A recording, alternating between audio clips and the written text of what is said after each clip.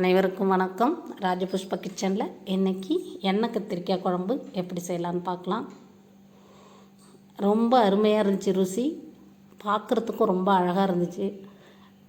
ரொம்ப ஈஸியாகவும் செஞ்சிடலாம். எந்த பொருளும் தேவையில்லை, வீட்டில் இருக்கிற பொருளை வச்சு ரொம்ப ஈஸியாக செஞ்சிடலாம். எப்படி செய்யலான்னு பார்க்கலாம்.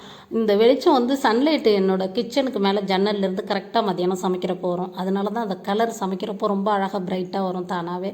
இப்போ கத்திரிக்காய் எடுத்துக்கலாம். நான் இந்த பச்சை கலர் கத்திரிக்காய் எடுத்திருக்கேன். நீங்கள் வயலட் கலர் கத்திரிக்காய் எடுத்திங்கன்னா ரொம்ப சுவையாக இருக்கும். இந்த கத்திரிக்காய் இதை மாதிரி கட் பண்ணிங்க. அதுவும் பிஞ்சு கத்திரிக்காயாக எடுத்துக்கலாம். நானே கொஞ்சம் பெரிய கத்திரிக்காய் தான் கிடச்சிது எனக்கு. நீங்கள் பிஞ்சு கத்திரிக்காய் வயலட் கலர் கத்திரிக்காய் அதில் செஞ்சு பாருங்கள், இன்னும் சுவை கூடுதலாக இருக்கும். இப்போ ஒரு கடாயில் எண்ணெய் ஊற்றி நல்லெண்ணெய் ஊற்றி இந்த கத்திரிக்காயை நல்லா வதக்கி எடுத்துங்க. குட்டி கத்திரிக்காயாக இருந்தால் சூப்பராக வதங்கிடும், நல்லாயிருக்கும். அதே மாதிரி இந்த கத்திரிக்காயை என்ன பண்ணுறோம், நல்லா வதக்கணும். ரொம்ப கேஸில் இருந்தால் நல்லா குறைச்சி வச்சுங்க அடுப்பை. காந்தாத அளவுக்கு நல்லா அழகாக உள்ளார நல்லா வேகிற அளவுக்கு நல்லா வதக்கி எடுத்துங்க. நல்லா தோல் எல்லாமும் நல்லா வதங்கட்டும். இது நல்லா வதக்கி எடுத்து இதை வச்சுக்கலாம். இப்போ நம்ம தேவையான பொருள் ஒரு 2.5 கைப்பிடி அளவு சின்ன வெங்காயம், ஒரு 1.5 கைப்பிடி அளவு பூண்டு எடுத்துருக்கோம். இதை நல்லா உரிச்சிட்டு கட் பண்ணி எடுத்துங்க. அடுத்தது தக்காளி 2 எடுத்துருக்கேன், நல்லா பழமான பெரிய தக்காளி. அடுத்தது ஒரு லெமன், தாளிக்க கொஞ்சம் கருவேப்பிலை எடுத்துருக்கேன். நீங்கள் சின்ன தக்காளியாக இருந்தால் 3 கூட எடுத்துக்கலாம். நான் பெருசாக இருக்கிறதுனால 2 எடுத்துருக்கேன். இந்த தக்காளியை கட் பண்ணி மிக்ஸி ஜாரில் சேர்த்து அரைச்சி எடுத்துங்க.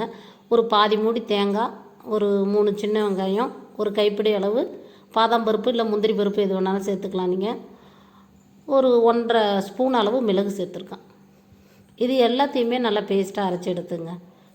தக்காளி, இது தேங்காய், லெமனை கட் பண்ணி வச்சாச்சு. விதையெல்லாம் எடுத்துகிட்டு தாளிக்க கருவேப்பிலை. இப்போ அடுப்பில் சட்டியை வச்சு நல்லெண்ணெய் சேர்த்து கடுகு உளுத்தம் பருப்பு சேர்த்துட்டோம். வெடிச்ச உடனே வெந்தயத்தை சேர்க்க போகிறோம். வெந்தயம் சேர்த்து உடனே வெடிச்சிருது. அடுத்தது வெங்காயம், பூண்டு, கருவேப்பிலை எல்லாத்தையும் போட்டு நல்லா சிவக்க வறுத்தெடுங்க. அடுப்பை குறைச்சி வச்சுட்டு வதக்கினீங்கன்னா நல்லா வாசம் வரும். நல்லா ப்ரௌன் கலர் ஆகட்டும். நல்லா வதக்கியாச்சு. இப்போ இதில் மிளகாத்தூள், மல்லித்தூள், மஞ்சத்தூள் சேர்க்க போகிறோம். நான் இதில் குழம்புத்தூள் தான் சேர்த்துருக்கேன். மல்லித்தூள் சேர்த்திங்கன்னா ரொம்ப நல்லாயிருக்கும். மிளகாத்தூள் நம்ம எப்படி அரைச்சி வச்சுருக்கோமோ அதே மாதிரி மல்லித்தூளையும் நம்ம வீட்டில் அரைச்சி வச்சுங்க. அதுதான் என்னோடது சரியாக போயிடுச்சு. நான் எப்பயும் அதையும் 1 கிலோ அரைச்சி வச்சுருப்பேன். அந்த தூள் சேருங்க, அதுதான் நல்லா வாசமாக இருக்கும். அந்த தூளை சேர்த்து அந்த எண்ணெயிலே நல்லா சுருளை கிளறி இறக்கிடுங்க. இதில் என்ன ஸ்பெஷல்னால் நம்ம புளி சேர்க்க போகிறதில்ல இந்த எண்ணெய் கத்திரிக்காய் குழம்புல. இப்போ தக்காளி அரைச்சி வச்சுருக்கோம் பாருங்கள், பேஸ்ட்டு. அதோட 2 ஸ்பூன் மாங்காய் தூள் சேர்க்குறோம், நல்லா பெரிய ஸ்பூனால். இந்த மாங்காய் தூளும் நான் வீட்டில் அரைச்சது தான். அது எப்படி அரைக்கணும்னு ஒரு வீடியோவில் போடுறேன். அந்த தக்காளி அரைச்சி வச்சுருக்கோம் பாருங்கள், அதில் இதை நல்லா கலந்து விட்டு வைங்க, கட்டி இல்லாமல் கலந்து விட்டு அந்த வெங்காயம் வதங்குறது பாருங்கள், மிளகாத்தூள், மல்லித்தூள், மஞ்சத்தூள்லாம் போட்டுறோம்ல, அதோட இது சேர்த்து நல்லா சுருளை வதக்குங்க. இதையும் நல்லா ஒரு 2 நிமிஷம் வதக்கி எடுத்துக்கிட்டு அதுக்கப்புறம் தேவையான அளவு தண்ணி, ஒரு 2 டம்ளர் 2.5 டம்ளர் தண்ணி போதும். தண்ணியை சேர்த்து உப்பு கொஞ்சம் போட்டு கரெக்டாக உப்பை சரி பாருங்கள். சரி பார்த்துட்டு மூடி நல்லா கொதிக்க விடுங்க. அந்த பச்சை வாசனை போகிற வரைக்கும் நல்லா மூடி கொதிக்க விட்டுட்டு அது கொதித்தோடனே தேங்காய் அதுக்கப்புறம் சேர்த்து அதையும் கொதிக்க விடுங்க. தேங்காய் சேர்த்து 2 நிமிஷம் கழித்து நம்ம வச்சுருக்கோம் பாருங்கள் லெமன், அதையும் நல்லா பிழிஞ்சு விட்ருங்க அதில்.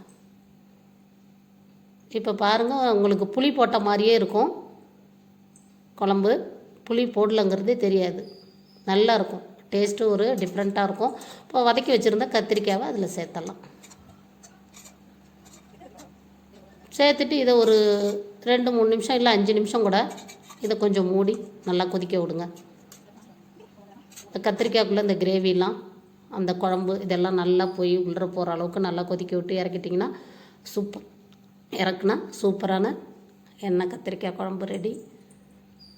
இந்த வீடியோ உங்களுக்கு பிடிச்சிருக்குன்னு நினைக்கிறேன். இதை மாதிரி நீங்கள் உங்கள் வீட்டில் ஒரு முறை செஞ்சு பாருங்கள். செஞ்சு பார்த்துட்டு உங்கள் கருத்தை எனக்கு சொல்லுங்கள். நம்ம சேனலை சப்ஸ்கிரைப் பண்ணாதவங்க கண்டிப்பாக பண்ணிவிடுங்க. அப்படியே உங்களுக்கு பிடிச்சவங்களுக்கு ஷேர் பண்ணி விட்ருங்க. நன்றி, மகிழ்ச்சி. வேறொரு சமையலில் உங்களை சந்திக்கிறேன்.